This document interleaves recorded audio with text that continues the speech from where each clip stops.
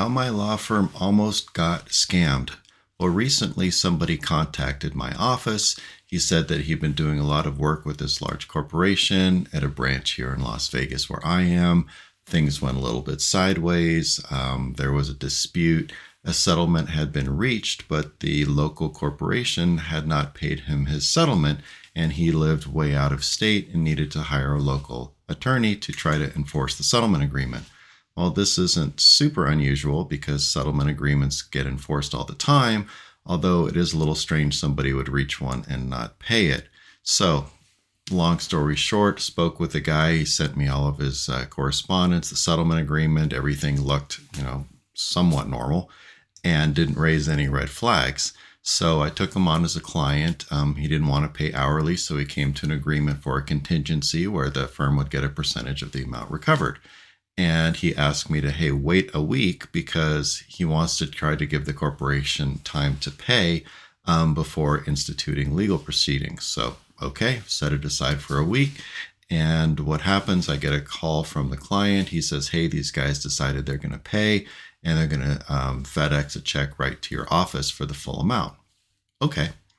Well, 2 days ago, a check shows up. It's in the office and everything looks kind of normal. The check came with a letter, and the letter was addressed to my office.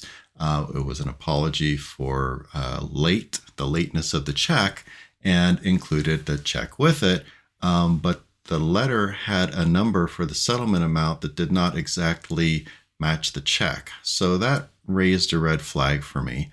And because the corporation that had entered into the settlement agreement was local here, I picked up the phone. I got a phone tree. I got an operator. I asked to speak to the person that wrote the check. He's a real person that works there. I left him a voicemail. Hours later, I finally talked to the guy and I said, hey, look, this is what's going on.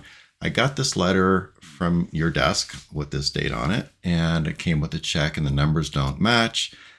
Is something going on here I need to know about? And he said, well, first of all, I didn't write that letter. Second of all, I didn't authorize any check. And third, I've heard of this before.